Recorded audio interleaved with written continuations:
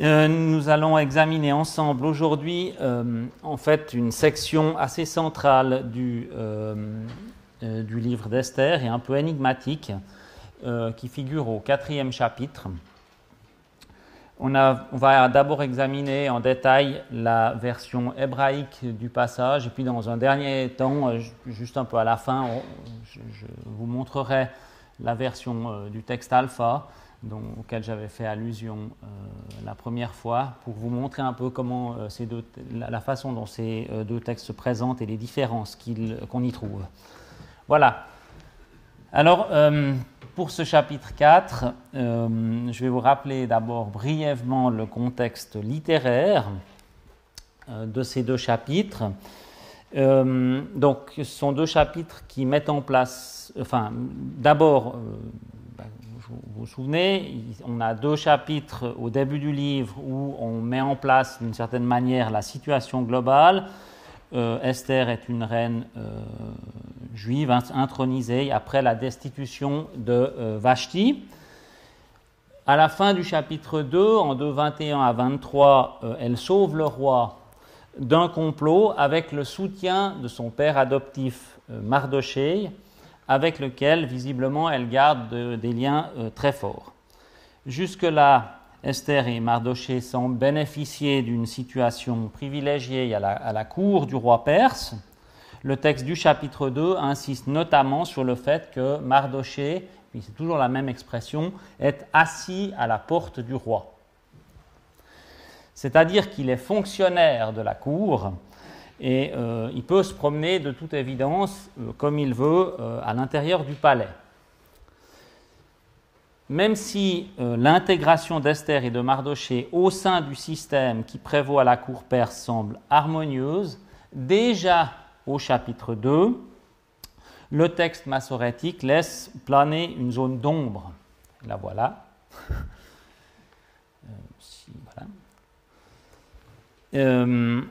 Donc Mardochée invite par deux fois sa fille adoptive à ne pas révéler son origine juive et il ne la révèle pas lui-même.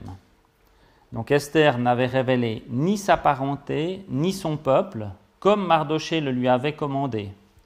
Esther exécutait la parole de Mardochée comme lorsqu'elle était sous sa tutelle. Chapitre 2, verset 20. C'est chaque fois les traductions de la TOB que je cite. Ce faisant, le texte suggère que faire état d'une origine juive peut être dangereux, ou tout au moins constituer un handicap au sein de la cour impériale. Au chapitre 3, un problème dramatique survient, vous vous en souvenez aussi, Mardochée refuse l'ordre royal de se prosterner devant Haman, le nouveau premier ministre, et chapitre 3, verset 2, tous les serviteurs du roi présents à la porte royale s'agenouillaient et se prosternaient devant Haman, comme le roi l'avait commandé à son sujet, mais Mardochée ne s'agenouillait pas et ne se prosternait pas. Les serviteurs du roi, présents à la porte royale, dirent alors à Mardochée « Pourquoi transgresses-tu le commandement du roi ?»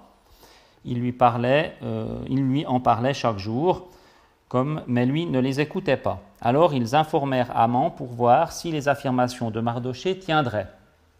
En effet, et je souligne cette fin de verset, il leur avait révélé qu'il était juif. On a déjà un petit peu abordé cette question la dernière fois. En fait, derrière ce qui, à première vue, constitue un simple conflit entre deux membres influents de la cour, Mardochée a sauvé le roi, on apprend à la fin du chapitre 2, et Haman est honoré et élevé à une place quasiment royale en 3:1, eh bien, des problématiques visiblement plus importantes que ce conflit entre deux individus se profilent. Le refus de se prosterner devant Haman conduit Mardochée à faire savoir qu'il est juif.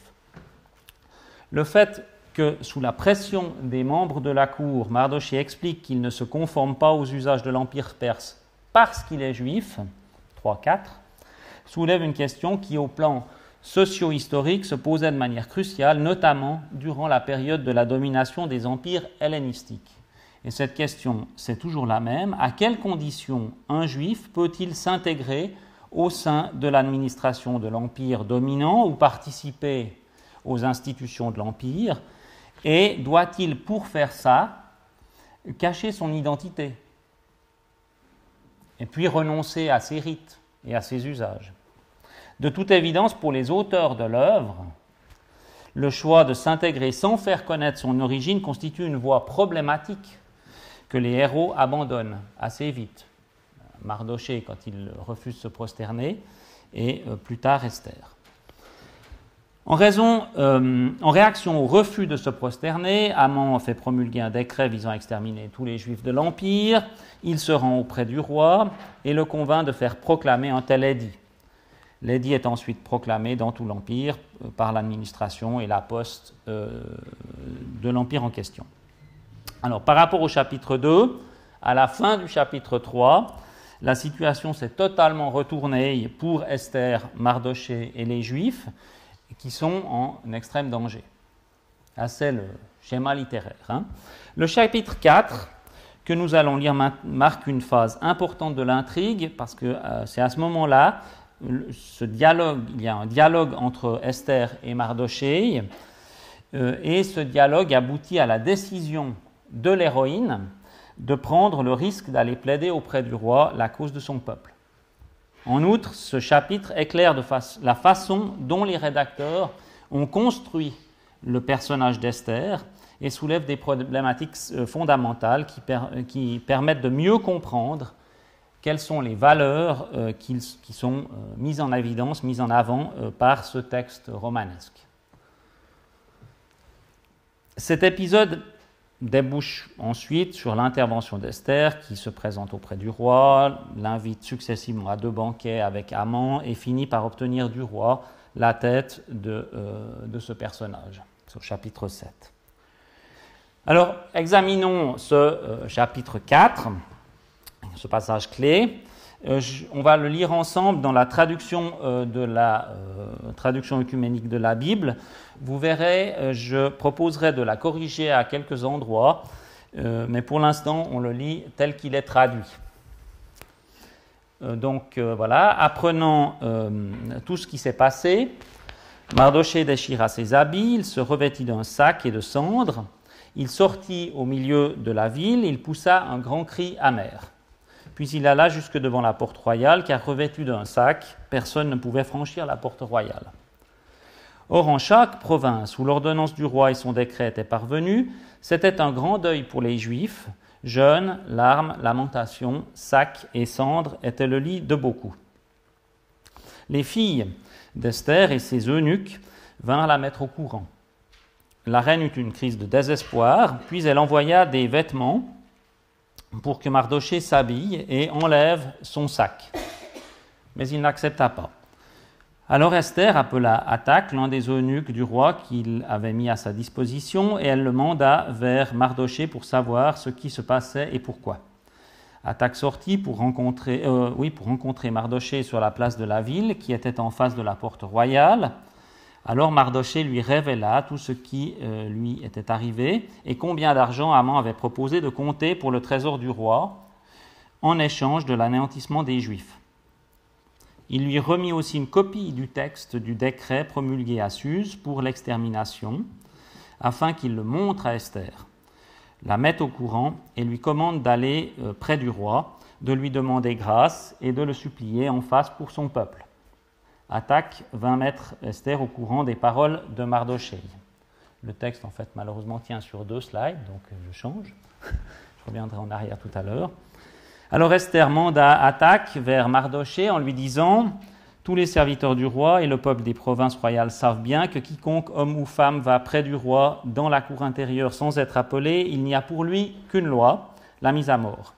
Sauf si le roi lui tend le sceptre d'or, auquel cas il peut vivre. Quant à moi, cela fait 30 jours que je n'ai pas été appelé à aller près du roi. » On mit Mardochée au courant des paroles d'Esther. Alors, pour rétorquer à Esther, Mardochée dit « Ne t'imagine pas qu'étant dans le palais, à la différence de tous les Juifs, tu en réchapperas. Car si en cette occasion tu persistes à te taire, soulagement et délivrance surgiront pour les Juifs d'un autre endroit, tandis que toi et ta famille, vous serez anéantis. Or, qui sait si c'était pour une occasion comme celle-ci que tu es arrivé à la royauté. » Pour rétorquer à Mardochée, Esther dit « Va réunir tous les Juifs qui se trouvent à Suse et jeûnez pour moi, ne mangez pas, ne buvez pas pendant 3 jours, ni nuit. » Moi de même, avec mes filles, je jeûnerai ainsi. Sur ce, en dépit de la loi, j'irai auprès du roi, et si je dois périr, je périrai. Mardochée s'écarta, et il fit tout comme Esther le lui avait commandé.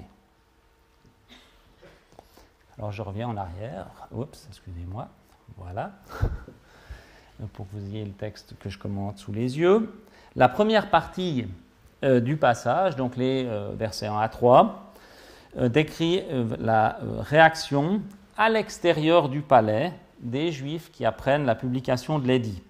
En tant que principal personnage juif à l'origine du drame, c'est d'abord Mardochée qui adopte une attitude publique de deuil, verset 1, laquelle l'oblige désormais à s'arrêter au seuil du palais, verset 2. On ne rentre pas habillé en sac dans le palais. Une réaction analogue à celle de Mardochée de la part de tous les Juifs de l'Empire est ensuite rapportée, verset 3. Mardochée, à ce stade du récit, est au courant de tout. Par contraste, Esther n'est au courant de rien, puisqu'il lui apprendra tout au verset 7. Mardochée est hors du palais et Esther dedans, et ils sont désormais coupés l'un de l'autre. La figure d'Esther est encore pleinement dans le corset de la lourde administration perse, longuement mise en évidence au chapitre 1 à 3, donc c'est des passages qui développent longuement la lourdeur des procédures juridiques, du faste et de tout ce qui se déroule dans la cour perse. Donc celui qui lit le roman d'Esther est évidemment au courant de tout ça. La deuxième partie, la deuxième section du chapitre, les versets 4 à 16, rapporte un long dialogue à distance entre Esther, restée au palais, et Mardochée. Ce dialogue aboutit à la décision de la reine d'intervenir auprès du roi pour sauver son peuple. Ce dialogue est organisé de manière à montrer que la relation entre les deux protagonistes se dégage progressivement des médiations formelles assurées par les fonctionnaires de la cour pour aboutir à une relation très proche et personnelle qui conduira d'une certaine manière, qui aboutira au fait que la reine s'implique personnellement pour son peuple. On va regarder comment ça fonctionne, comment fonctionne ce dialogue dans le texte massorétique, dans le texte hébreu. Le motif de la médiation entre l'intérieur et l'extérieur du palais permet au texte massorétique de souligner la lourdeur du fonctionnement de la cour perse et son caractère contraignant. Le texte construit le dialogue entre Esther et Mardochée de sorte à mettre en évidence une forte intervention des institutions. La reine semble d'abord complètement prisonnière du protocole de la cour perse avant de progressivement s'en libérer. Tout commence au verset 4 par une information transmise à la reine par l'ensemble de son entourage, donc les filles, c'est un terme qui veut dire simplement les jeunes filles, c'est pas les filles biologiques d'Esther, mais ses servantes, et les eunuques. Donc c'est ces personnages-là qui lui transmettent une information selon laquelle Mardochée est présent aux portes du palais, vêtu d'un sac et couvert de cendres. Ça, c'est une tenue classique de deuil. La communication entre les deux protagonistes pose d'emblée problème puisque Mardochée ne peut pas prendre directement l'initiative de la contacter.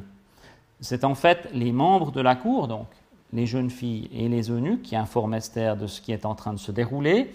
De plus, pour le rédacteur massorétique, l'information donnée à Esther est de toute évidence incomplète et ne concerne que les manifestations extérieures de Mardochée, puisque les causes réelles de son attitude ne seront expliquées que plus tard. Entre les versets 5 et 8, à cette information sur l'attitude physique de son père adoptif, la reine réagit par des manifestations physiques de tremblement dont la signification est incertaine.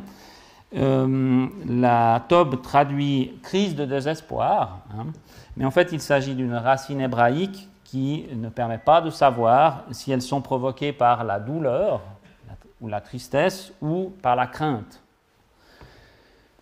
Donc, il y a une espèce d'ambiguïté, hein, on ne sait pas pourquoi elle réagit comme ça.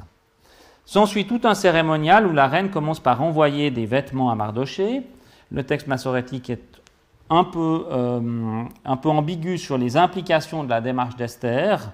Le lecteur peut penser qu'Esther veut simplement parler avec Mardochée en envoyant des vêtements, comme ça elle l'oblige. Mais visiblement, le problème c'est qu'en lui envoyant des vêtements, elle l'obligerait d'une certaine manière à renoncer ou à renier sa condition d'endeuillé juif en le réintégrant à la cour.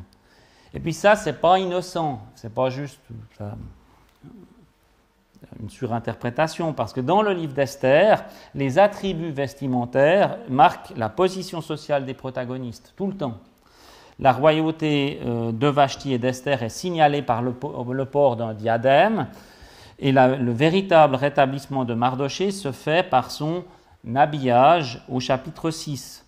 Le lecteur peut donc comprendre l'acte d'Esther comme une première tentative de rétablir Mardochée, mais aussi de préserver le voile sur la filiation juive d'Esther. Quoi qu'il en soit, le premier contact entre Esther et Mardochée se fait et échoue en fait par la médiation de vêtements. Ça ne se fait pas, quoi. Dans un deuxième temps, Esther envoie un eunuque nommé Hathach, dont on précise qu'il est mis à sa disposition par le roi pour se rendre auprès de Mardochée et s'informer. L'insistance du texte massorétique sur cette médiation, dont la description prend 2 versets, est significative. Mardochée révèle alors à l'eunuque le complot d'Aman. Selon le texte hébreu, il donne par ce truchement à Esther non seulement des informations confidentielles, comme la somme d'argent versée par Aman, en 4-7, ça normalement le public ne le sait pas. De toute évidence, Mardochée est un personnage bien informé, et puis il lui dit aussi ce que tout le monde sait, ce qui est de notoriété publique, à savoir le décret d'extermination des Juifs, qui a été publié à Suse la citadelle. Pour terminer, il lui ordonne d'intervenir auprès du roi. Il s'agit là du dernier ordre qu'Esther reçoit de Mardochée, alors qu'elle suivait jusque-là, nous dit le texte là aussi, tout ce qu'il lui disait de faire, de 20. Après, elle ne va plus jamais suivre textuellement ces ordres.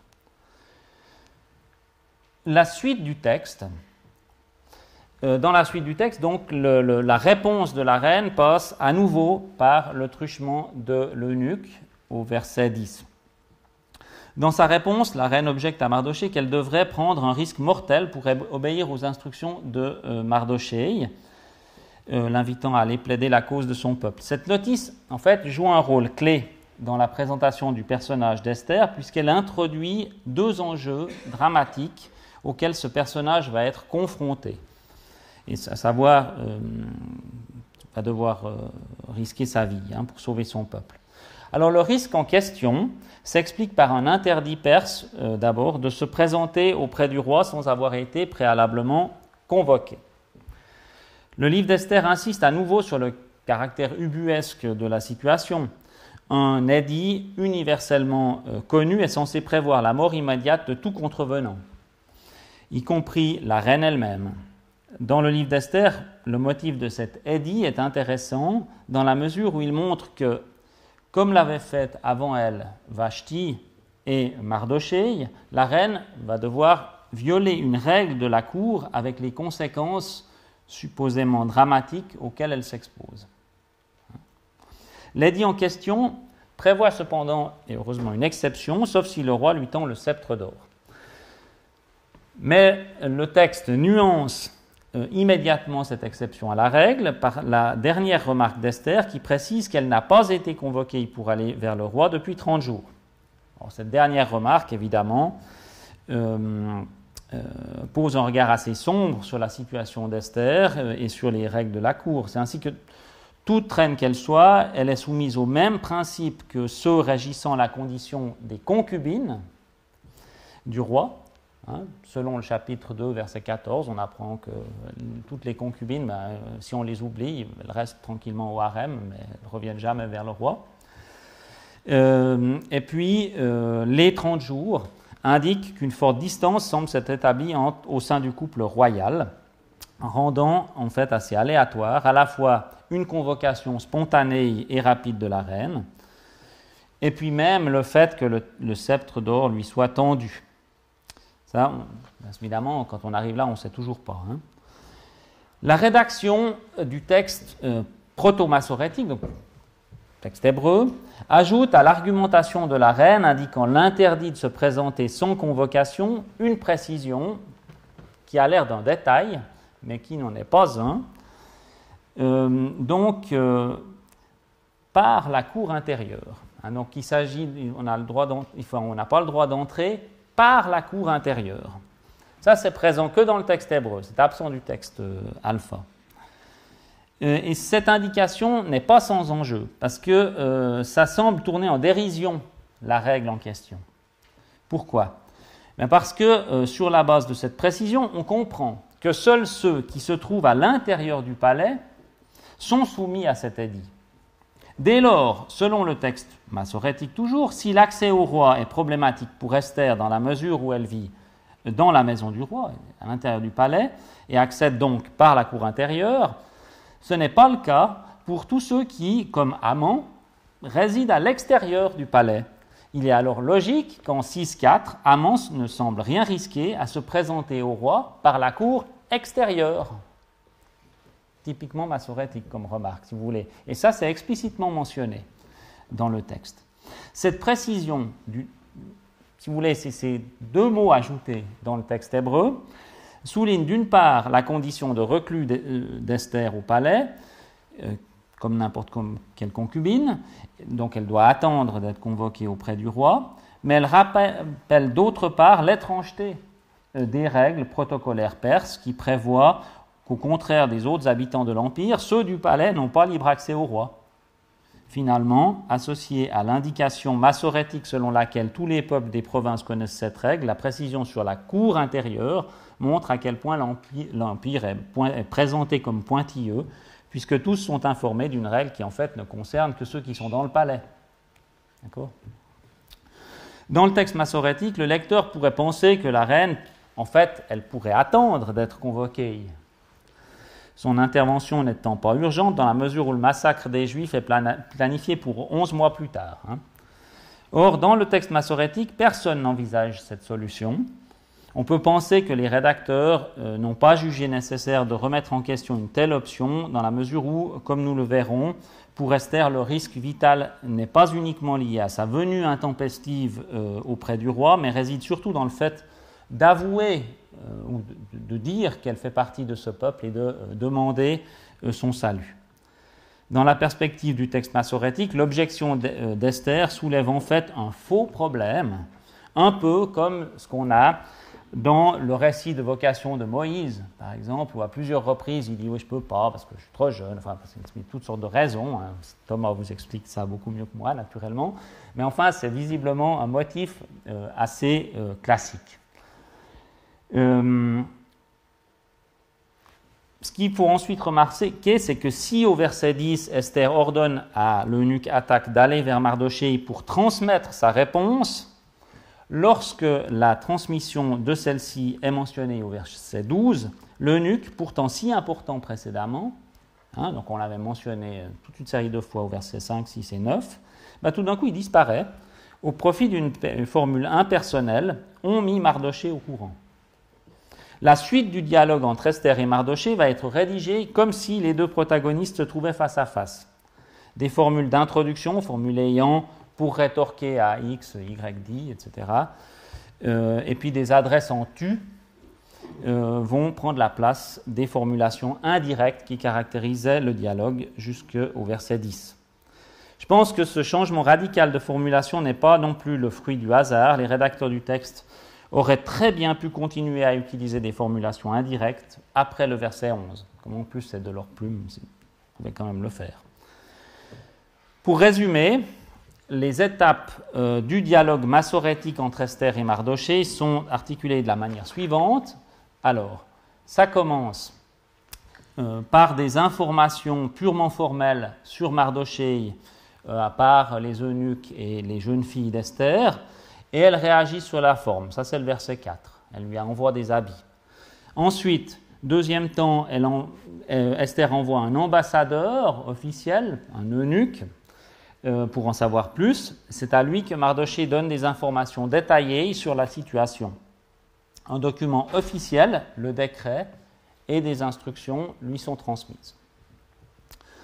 Verset 10, Esther répond toujours par l'entremise d'Attaque, cet eunuque, que pour obéir, elle devrait agir à l'opposé du droit perse et donc risquer sa vie. Comme si cette réponse anticonstitutionnelle ne pouvait être transmise par un officiel perse, le texte massorétique dit simplement que cette réponse fut transmise à Mardochée. Verset 12. Le texte fait ensuite du rapport entre Esther et Mardochée un dialogue direct, formulé à la deuxième personne du singulier, sans que des médiations ne soient mentionnées. Voilà. Alors la médiation de la relation entre Esther et Mardochée par les fonctionnaires de la cour perse va donc diminuant, si vous voulez, au cours du chapitre, alors que la problématique soulevée va d'une question très formelle, l'habillage, à un dialogue presque testamentaire là, sur les risques à prendre et le sens à leur donner au versets 13 et 14. Je crois que par cette habile construction littéraire, le rédacteur du texte montre que le dialogue entre Esther et Mardochée se libère progressivement des médiations formelles de la cour et que, dès lors, la reine va pouvoir écouter et résoudre les problèmes du peuple. C'est à ce moment du récit que la jeune reine perse devient ou redevient une femme juive en mesure de s'engager pour son peuple. Voilà. Maintenant, examinons, si vous voulez bien, les versets 13 à 14, l'argumentation de Mardochée. La réponse qu'adresse Mardochée à Esther constitue un des passages clés du livre, puisqu'il permet d'expliquer les raisons qui doivent pousser cette juive assimilée au sein de la cour perse à dévoiler son identité et s'impliquer au risque de sa vie pour le salut de son peuple. L'interprétation de ce passage n'est pas évidente, vous allez le voir. On a vu... attendez voir, j'en suis où non, je restais là. On a vu qu'à partir de là, le dialogue entre Esther et Mardochée est rédigé comme si les deux protagonistes se trouvaient côte à côte. La présence de l'eunuque n'est plus mentionnée, les interventions des protagonistes étant alors introduites comme s'ils se trouvaient face à face. X dit pour répondre à Y. En outre, des adresses à la deuxième personne du singulier vont dès lors remplacer les formulations indirectes et les discours rapportés qu'on trouvait avant. Cette façon de décrire l'échange entre les deux protagonistes suggère qu'à ce moment du récit, le formalisme de la cour est abandonné au profit d'une relation directe. Dans le texte massorétique, l'argumentation de Mardochée s'ouvre par une affirmation qui exprime et dénonce ce que pourrait avoir été le point de vue d'Esther face à la situation qui se présente. Ne pense pas en toi-même être sauvé dans la maison du roi, au contraire de tous les Juifs. Un tel point de vue peut être perçu comme le reflet de celui de Juifs pleinement intégrés à la cour impériale et qui, dès lors, s'y sentiraient suffisamment protégés pour ne pas se sentir personnellement concernés par un édit frappant les Juifs en général. Le livre d'Esther fait ici apparaître l'espoir de protection que constitue la dissimulation de l'identité, qui avait marqué jusque-là le parcours d'Esther. Il dit qu'il n'avait jamais fait état du fait qu'elle était juive. Et ça apparaît évidemment sous un jour assez terrifiant. Masquer l'identité ne préserve qu'une seule privilégiée, alors que tous les autres juifs vont être massacrés. Cela dit, la raison pour laquelle Mardochée invite sa fille adoptive à ne pas adopter ce point de vue n'est pas évidente à comprendre. En effet, à ce stade de l'argument, le lecteur pourrait imaginer que la désolidarisation du destin de son peuple serait en mesure de sauver Esther, mais qu'une telle attitude est perçue comme, par exemple, moralement inacceptable. Il pourrait aussi imaginer que Mardochée prévient Esther qu'adopter une telle attitude ne lui permettra pas d'échapper à la mort. Dans ce cas, on peut soit penser que sa judaïté étant connue, l'édit d'Aman la frappera elle aussi, soit qu'Esther sera alors frappé par la providence ou par la vengeance des Juifs ou je ne sais quelle autre solution. La question donc soulevée par le verset 13 n'est évidemment pas tranchée, et puis c'est la raison pour laquelle on attend juste après une explication. Hop, alors elle vient. Et cette explication, elle est en hébreu, mais ne vous inquiétez pas, je vais vous la traduire. Cette explication, elle commence par un car. Malheureusement, la formulation hébraïque des paroles de Mardochée en 14a peut être comprise de trois manières différentes que je vais développer un petit peu. Il s'agit d'examiner ces trois possibilités afin de comprendre les raisons pour lesquelles, selon les rédacteurs proto-massorétiques, Mardochée met en garde Esther de ne pas penser être sauvée seule. Alors voilà la première solution. Donc le texte hébreu qui se trouve à droite ne change pas du tout entre les trois slides qui vont suivre. C'est simplement la façon de le traduire qui change. Mais voilà. On va examiner ces trois solutions. La première interprétation envisageable de ce demi-verset est retenue par la majorité des traductions, pas toutes, mais la majorité. Elle suppose que Mardochée affirme que la délivrance des Juifs surviendra nécessairement et que si Esther ne se rend pas auprès du roi, elle mourra. C'est ce qu'il y a dans la Tob. Car si tu te tais durant ce moment-ci, répit et délivrance se présenteront pour les Juifs d'un autre lieu, et toi et la maison de ton père mourrez. À la possibilité envisagée qu'Esther se taise sont ajoutées deux affirmations qui en constituent les conséquences. Le salut viendra d'ailleurs, on ne sait pas d'où, et elle mourra, ainsi que la maison de son père. Compris de la sorte, ce verset exprime la conviction de Mardochée que les Juifs seront sauvés quoi qu'il arrive.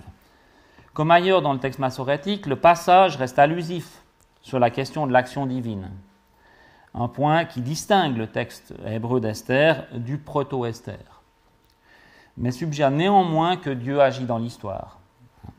Dans le cadre de cette lecture du passage, on comprend que l'autre lieu d'où viendra répit et délivrance fait allusion à une forme de providence qui, par d'autres moyens d'action, qu'Esther sera supposée apporter le salut aux Juifs. Cette remarque n'implique ni qu'il soit nécessaire de comprendre le mot « l'autre lieu » comme un appellatif divin, des gens qui disent ça, ni même qu'il s'agisse de supposer que Mardochée fasse allusion à l'action d'un protagoniste qui se ferait, d'une certaine manière, permettrait d'être celui qui agit. Mais, lu de cette manière, la suite du passage, qui enchaîne en affirmant le décès d'Esther et de la maison de son père, pose plusieurs problèmes logiques, me semble-t-il. L'argument développé explique mal pourquoi, si les Juifs sont destinés à être sauvés quoi qu'il advienne, Esther devrait nécessairement prendre le risque de se présenter sans être convoquée devant le roi. De plus, la mort d'Esther et de la maison de son père ne constitue ni une conséquence nécessaire, ni vraiment logique du salut des Juifs. Pourquoi Esther ne pourrait-elle pas survivre avec tout le monde, quoi ? On pourrait certes supposer que Mardochée laisse entendre que les Juifs se vengeraient d'elle, ou que la Providence viendrait sanctionner de mort le refus d'Esther. Cependant, cette opinion pose une difficulté logique, là aussi difficilement surmontable à mon sens, à cause de la mention non pas seulement de la mort d'Esther, mais de celle de la maison de son père. La Tob, elle a traduit par famille, mais en fait c'est la maison de ton père. En effet, dans le texte massorétique, cette mention fait nécessairement référence à Mardochée lui-même, dont elle est la fille adoptive. L'autre, il est mort, de toute façon, donc c'est cuit pour lui. Finalement, si le début du discours de Mardochée est aussi affirmatif à propos du destin des Juifs, on ne comprend pas pourquoi il n'enchaîne pas en affirmant qu'Esther a atteint la royauté dans le but d'accomplir la mission qu'il lui a confiée, mais qu'il termine son discours en réalité par une hypothèse Hein, le dernier bout de phrase, qui sait si c'est pour un moment comme celui-ci que tu as atteint la royauté? Tout le monde est d'accord de dire que c'est une question. C'est une hypothèse, ce n'est pas une certitude. Selon la fin du verset 14, Mardochée n'est donc pas certain que ce qu'il demande à Esther sera un succès. Impression confirmée d'ailleurs par l'acceptation fataliste d'Esther en 4.16. J'irai et si je dois mourir, je mourrai. Il ressort de ces remarques que l'interprétation du verset 14a, donc la première partie, comme une déclaration de la certitude du salut divin, assortie de l'affirmation qu'Esther sera sanctionnée par un Dieu vengeur ou par les Juifs, au cas où elle refuserait d'agir, ne me semble pas vraiment cohérent avec l'argumentation globale de ces deux versets.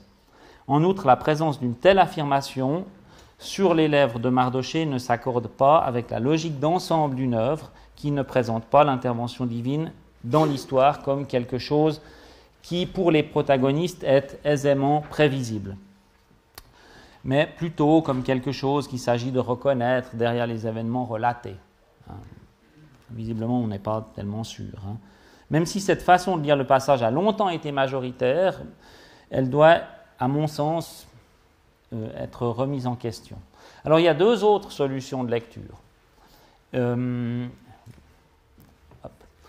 La première possibilité, je ne vous cache pas, je ne la trouve pas absolument 100% convaincante, mais enfin, constitue, disons, l'autre façon d'interpréter le contenu du texte consiste à comprendre qu'au cas où Esther n'interviendrait pas, Mardochée formule deux vœux différents, que la délivrance vienne d'ailleurs, premier vœu, et d'autre part qu'Esther meure avec sa famille. On ne change pas le texte hébreu, mais on peut comprendre ça comme ça, car si tu te tais durant ce moment-ci, que répit et délivrance se présentent pour les Juifs d'un autre lieu, et toi et la maison de ton père, que vous mouriez. D'un point de vue linguistique, cette interprétation du texte est tout à fait envisageable. En effet, les deux verbes utilisés dans ce passage sont donc se présenter et mourir, sont à la conjugaison de type ictol.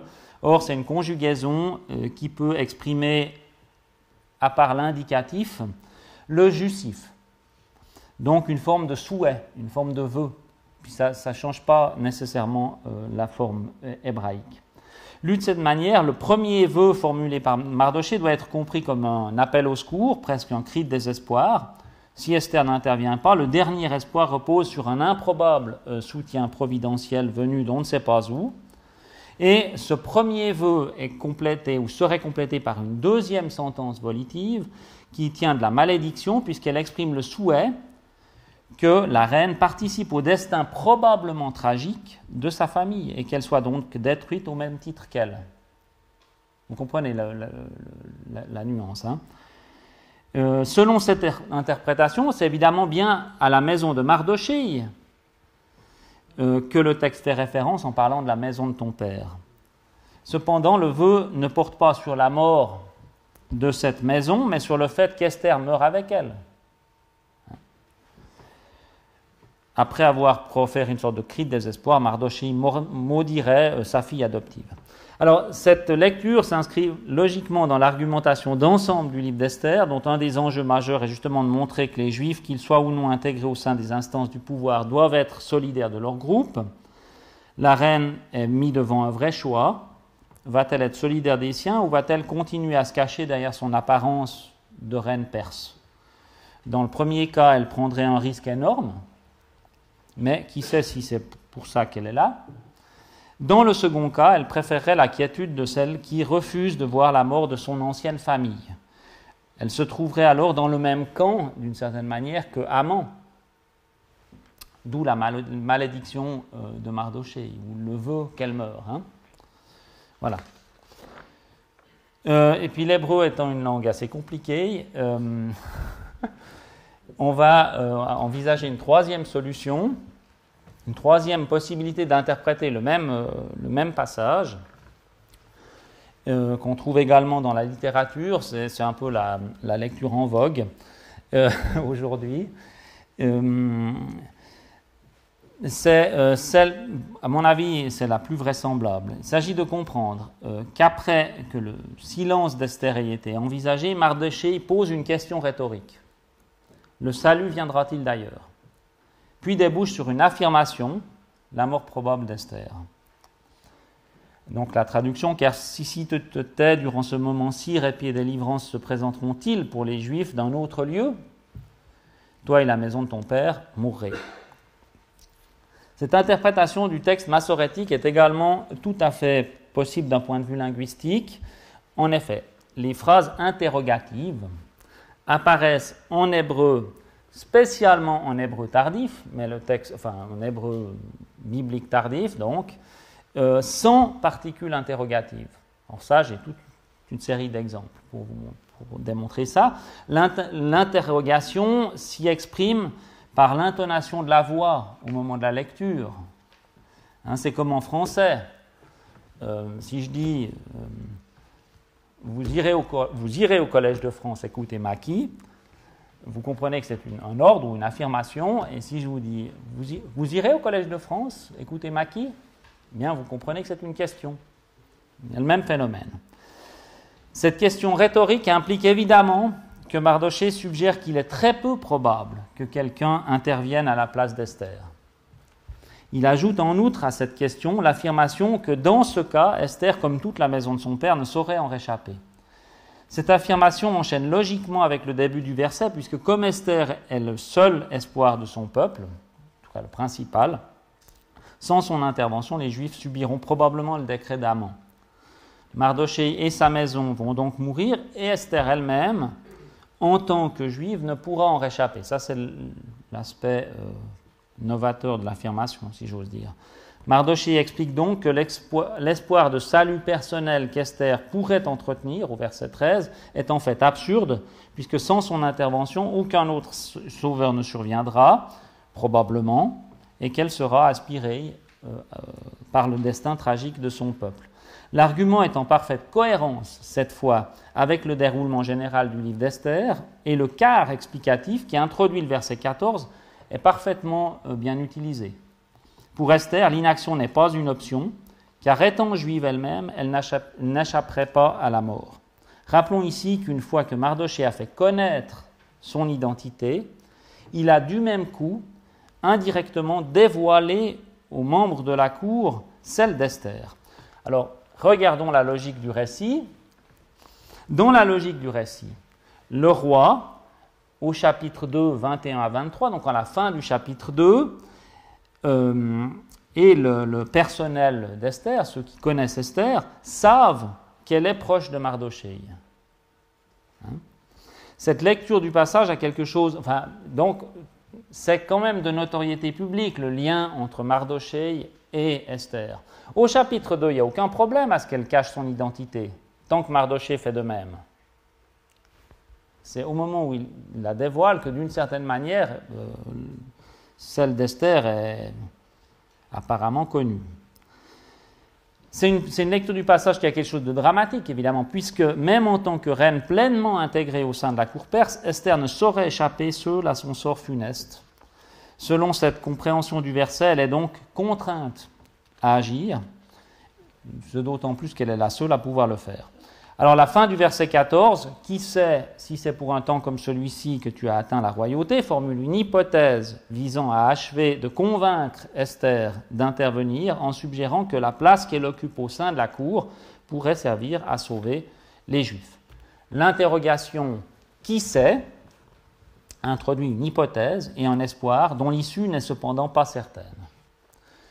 Là aussi, on peut regarder l'expression « qui sait » en hébreu est une expression qui exprime par définition l'incertitude.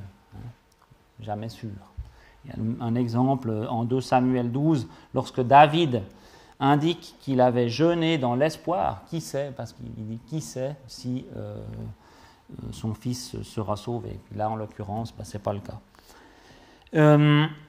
En fait, ce n'est qu'après coup que l'on peut savoir si une action mise en place après qu'un protagoniste ait dit « qui sait si » va être couronnée de succès et pourra donc être tenue pour pertinente. En tout état de cause, la suite du livre montrera que l'hypothèse émise par Mardochée, que c'est pour un temps comme celui-ci qu'Esther est devenue reine, s'avérera exacte. Dès lors, Mardochée fera figure d'interprète sage et astucieux des temps, on pourrait dire ça comme ça. Voilà. Pour ce problème de traduction, qui n'est pas extrêmement, évidemment, j'ai développé un petit peu, j'espère que ça ne vous a pas trop ennuyé, mais enfin, c'était l'occasion de placer un petit cours d'hébreu. Maintenant, on va regarder la fin de ce chapitre, les versets 15 à 17, la réponse d'Esther, donc qui montre qu'elle accepte le risque de risquer sa vie. Si je dois mourir, je mourrai, afin de porter secours à son peuple, 16b, et devient ce faisant un personnage qui prend en main son destin, alors qu'elle se conformait jusqu'alors aux instructions des hommes qui l'entouraient. Or ça, c'est frappant. Au chapitre 2, à 3 reprises, on dit qu'elle fait ce que les autres lui disent de faire. Ça peut être l'eunuque ou Mardochée, mais c'est chaque fois comme ça qu'elle est présentée. Ou bien elle accomplit les usages de la cour. Avant de se rendre auprès du roi, Esther ordonne cependant un jeûne de 3 jours qui concerne tous les Juifs se trouvant à Suse et auquel elle participe ainsi que ses jeunes filles.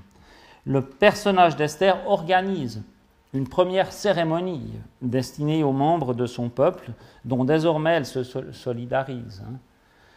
Au plan de l'organisation globale du livre, cette mention crée un contraste entre la situation de ceux qui bénéficient d'une bonne place au sein de l'Empire et les Juifs désormais, et les Juifs d'autre part menacés d'extermination. En effet, dans le livre d'Esther, des banquets, il y en a tout le temps, et il célèbre les grandes étapes de l'évolution du récit et souligne la gloire et le succès des protagonistes. Les banquets royaux, enfin ça on a vu. Et puis évidemment le jeûne, par contraste, c'est le malheur. D'autre part, la date à laquelle le texte massorétique situe le jeûne organisé par Esther est porteur de sens. Parce que les notices chronologiques du livre d'Esther en hébreu situent l'émission de l'édit d'Aman le 13 Nissan. Esther 3, 12 à 13. Et Mardochée réagit juste après, immédiatement en fait, en 4.1. Donc, les événements du chapitre 4 se déroulent le même jour. Enfin, disons en tout cas, il y a des notices chronologiques quand le temps change, mais là, par contre, il n'y en a pas. Donc, évidemment, on comprend que c'est la même journée. Donc, le jeûne d'Esther de 3 jours, il se déroule du 13 au 15 Nissan. Et ça, je ne sais pas si vous savez, mais c'est exactement la période de Pâques, de la Pâque juive. À savoir le moment durant lequel, normalement, on devrait manger l'agneau pascal. Pour un lecteur juif, ces indications chronologiques sont immédiatement compréhensibles et l'allusion à Pâques est évidente. Alors ça, ce n'est pas moi qui le dis, c'est toute une série de textes rabbiniques. Tout le monde a vu dans la littérature hébraïque que ce jeûne d'Esther se déroule à Pâques. En faisant de la Pâque de la 12e année d'Achvérosh une période de jeûne, le rédacteur dramatise la situation. Si vous voulez, il insiste sur le côté absolument pathétique de la situation. Ce qui se joue ici, c'est l'identité et l'existence même du judaïsme. La commémoration du salut liée à la fête de Pâques se transforme, l'année de cet édit, en un rite de deuil et de jeûne. L'enjeu de ce qui se joue ici, d'un point de vue rituel et religieux, est donc fondamental. Voyez pourquoi on peut difficilement soutenir que le texte massorétique, malgré le fait qu'il ne mentionne pas explicitement l'action de Dieu, il fait quand même, c'est plein d'allusions à des rites et à du religieux, si j'ose dire. Il est en outre intéressant de constater que la formulation de ce jeûne n'est pas clairement explicite, la fonction de ce jeûne, n'est pas explicitement mentionnée et qu'elle demande simplement jeûner pour moi. Alors pourquoi choisir le jeûne ? Ces exégètes se posent de ces questions. Mais enfin, le choix d'un jeûne comme rite préliminaire à la prise d'un risque vital est particulièrement judicieux. En effet, cette pratique à succès du judaïsme de l'époque hellénistique prend pleinement sens dans la mesure où elle est profondément liée à l'incertitude inhérente à la condition humaine face au drame de l'existence. On peut jeûner dans deux circonstances. D'abord, c'est associé à la perte et au deuil. Donc ça, c'est une situation de drame sans issue. Et puis, le jeûne a une autre fonction. Ça peut être un geste d'attente de secours divin. Une sorte de rite, une sorte de geste, acte de prière. Mais les deux choses sont possibles. Au plan littéraire, donc le jeûne a trois fonctions. Il contraste avec les banquets, il fait allusion à Pâques, et c'est un rite d'incertitude. Voilà. Donc je pense que ce n'est pas choisi au hasard. Voilà. Bon. Permettez-moi quelques conclusions à propos du chapitre 4, version hébraïque, donc version massorétique, celle qu'on a lue maintenant. Le personnage d'Esther se transforme radicalement au cours de ce chapitre. Jusque-là, elle est présentée comme une charmante jeune femme, mais qui subit en grande partie le cours des événements. Elle est conduite à la cour, elle se conforme aux usages de la cour, tout ça, elle suit le conseil de son entourage au chapitre 2. Elle gagne la faveur de tout le monde, certes, et elle bénéficie d'une situation privilégiée. Ça, c'est avant le chapitre 4. Pourtant, au début du chapitre 4, on comprend que dans sa prison dorée, elle ignore tout ce qui se produit à l'extérieur. Et elle ne voit pas ce qui est en train de se produire pour les Juifs de l'Empire. Durant le chapitre 4, elle va se dégager progressivement des lourdes règles et contraintes, ainsi que de l'aveuglement qui caractérise la vie à la cour perse. C'est évidemment la façon dont l'auteur, le rédacteur présente le personnage. Dès lors, elle renoue progressivement avec la condition des Juifs de l'Empire en apprenant d'abord ce qui est en train de se produire, puis en finissant par se solidariser pleinement de la cause de son peuple.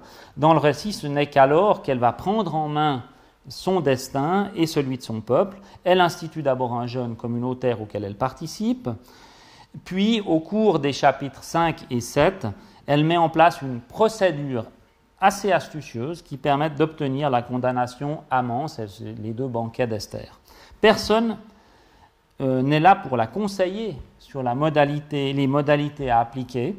C'est elle qui fait désormais figure d'héroïne dans le récit. Alors qu'en 4.4, elle ignorait ce que tout le monde savait, au chapitre 5, la situation s'inverse totalement, puisque même le lecteur ignore ce qu'elle cherche à faire avec cette histoire de deux banquets. Elle l'invite une deuxième fois, on se dit, mais on ne comprend pas. Donc il y a vraiment un jeu littéraire là-dessus.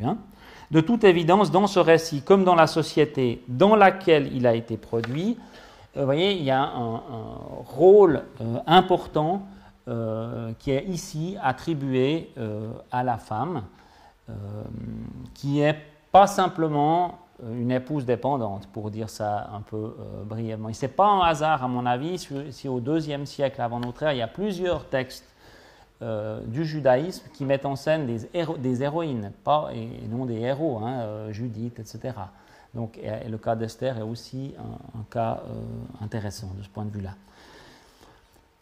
Maintenant, la façon dont Mardochée parvient à convaincre Esther d'intervenir invite à plusieurs remarques. Mardochée ne traite pas Esther comme une marionnette qu'il manipulerait en lui donnant des instructions précises, mais il l'aborde comme un personnage libre qu'il s'agit de convaincre. Il développe dès lors une véritable stratégie d'argumentation en vue de la convaincre. Il commence par lui révéler toute la situation, versets 7 à 8.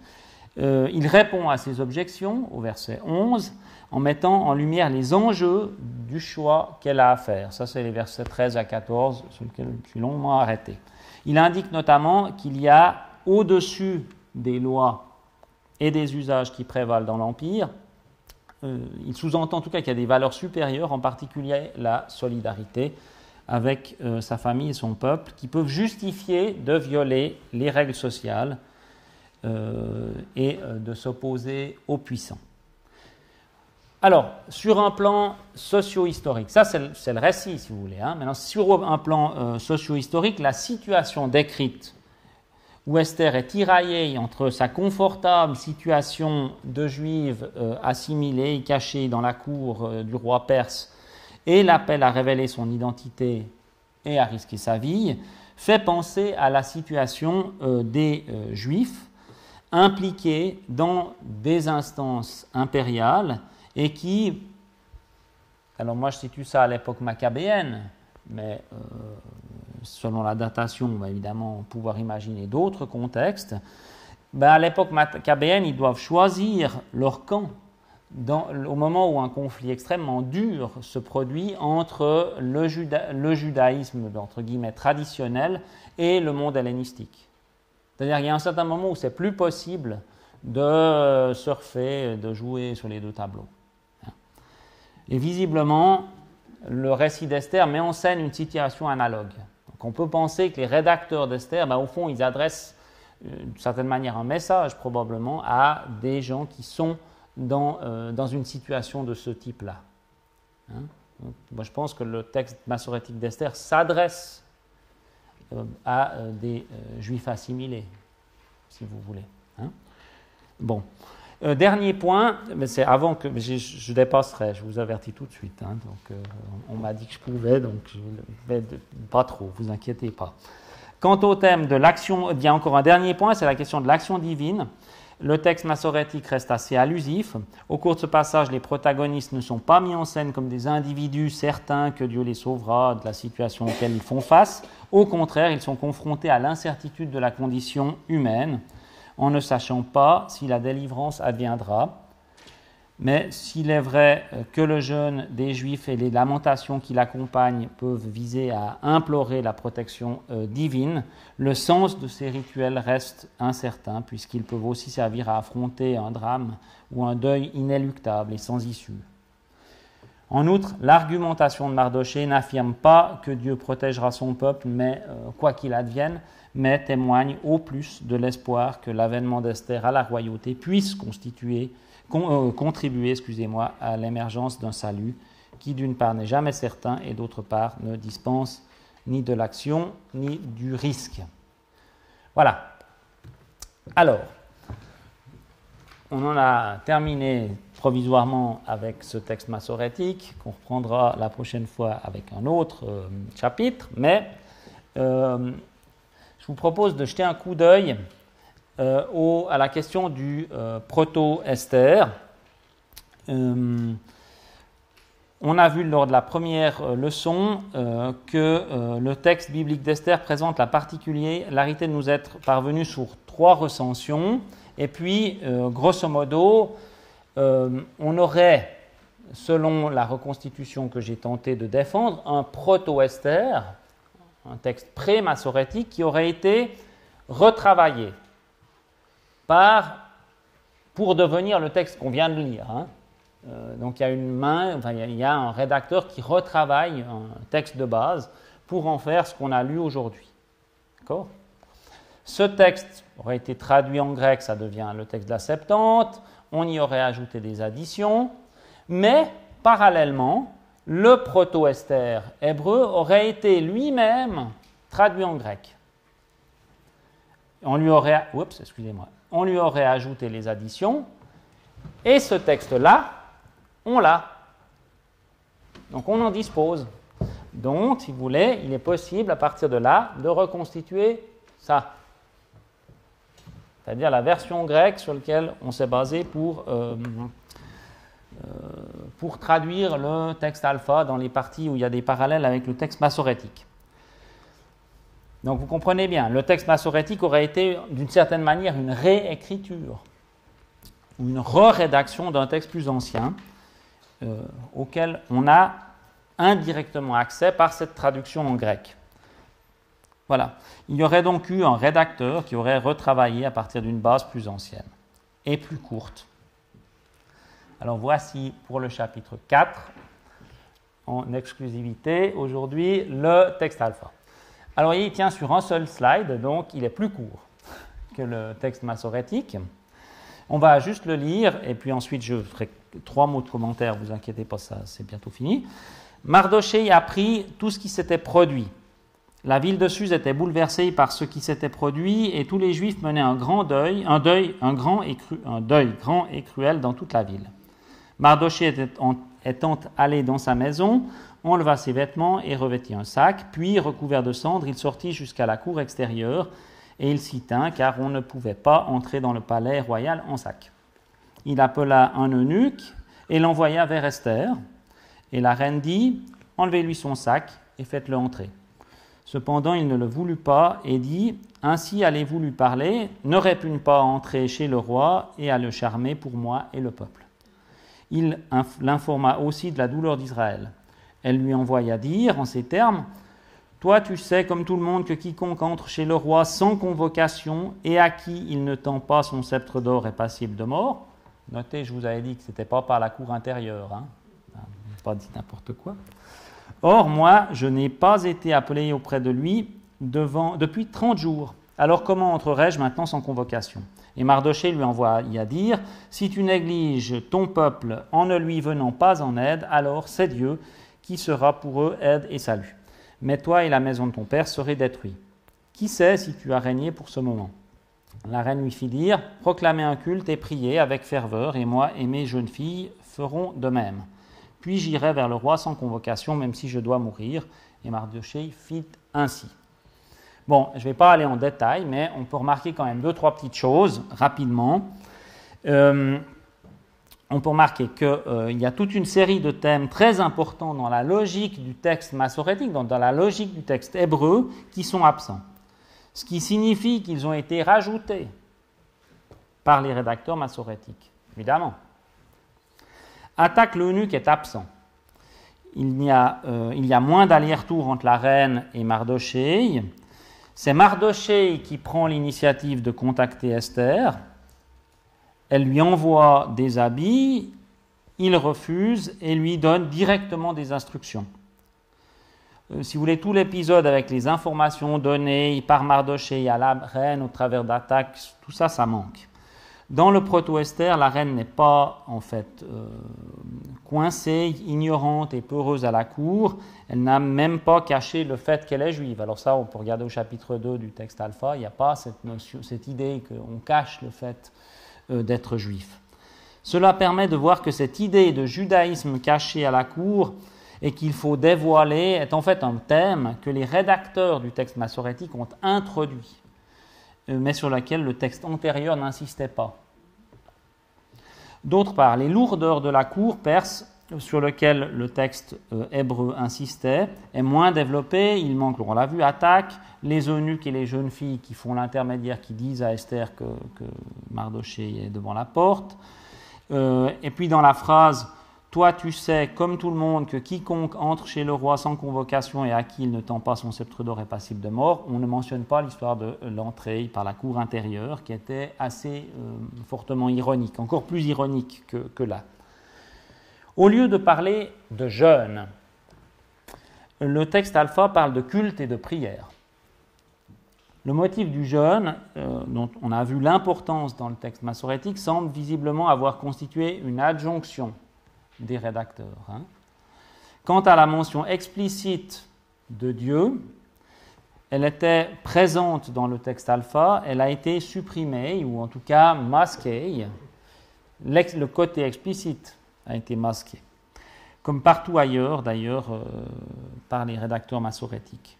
Le but, ce voile volontaire posé sur la rédaction massorétique, sur l'action divine, répond à une volonté idéologique bien plus subtile qu'une simple tentative d'extirper les mentions de Dieu. Il y a des gens qui disent « oui, c'est parce que les rédacteurs du texte massorétique qui voulaient, comme on lit le texte d'Esther à Pourim, et puis qu'à Pourim tout le monde boit, on avait peur qu'on commence à blasphémer le nom de Dieu. » Mais ça, je pense que ce n'est pas une explication qui tient véritablement la route.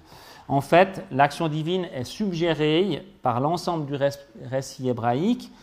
L'intronisation, tout fait qu'on a l'impression que Dieu, d'une certaine manière, agit par derrière ou intervient dans l'histoire, ou en tout cas qu'il y a des éléments comme ça. En tout cas, on nous invite à réfléchir là-dessus, et c'est ça la subtilité littéraire, si vous voulez.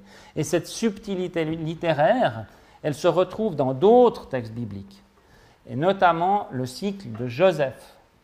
Dans le cycle de Joseph, c'est Genèse 37 à 50, on a toujours remarqué, il y a très très peu de mentions explicites de l'action de Dieu.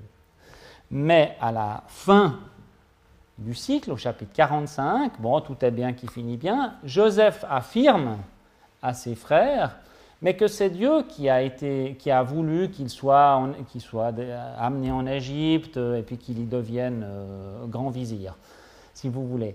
Donc, on donne la clé d'interprétation après coup. Et c'est beaucoup plus astucieux que de dire explicitement les choses, si vous voulez. Donc, visiblement, il y a des milieux qui rédigent et qui estiment qu'il est d'une certaine manière plus convaincant de formuler les choses de manière allusive, de mentionner l'action divine de manière allusive et non pas explicite. Et je pense que c'est ce que font les rédacteurs du texte massorétique. Voilà. Je vous signale juste en passant, pour terminer, que vous vous demandez pourtant certainement pourquoi l'histoire de toi et la maison de ton père, il n'y a pas de problème dans le texte alpha, parce qu'en fait, Mardoché n'est pas le père adoptif dans le texte alpha. Donc évidemment, il n'y a pas le problème, qui est en fait un problème qui est spécifiquement massorétique. Voilà. Donc le traducteur grec a compris, probablement, a réinterprété le texte, un texte hébreu probablement assez similaire à ce qu'on a, de cette manière-là, mais ça ne pose pas de problème dans la logique du texte alpha. Ça pose un problème seulement dans la logique du texte massorétique. Voilà. Le proto-Esther est donc moins critique vis-à-vis de l'Empire.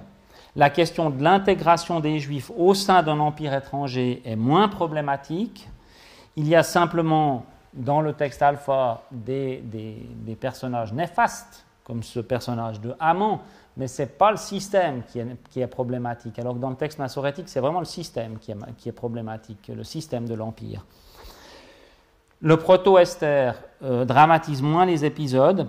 Il est, à mon avis, moins subtil, disons d'une certaine manière, sur la question de la réflexion à propos de l'action divine dans l'histoire. Voilà, merci de votre attention.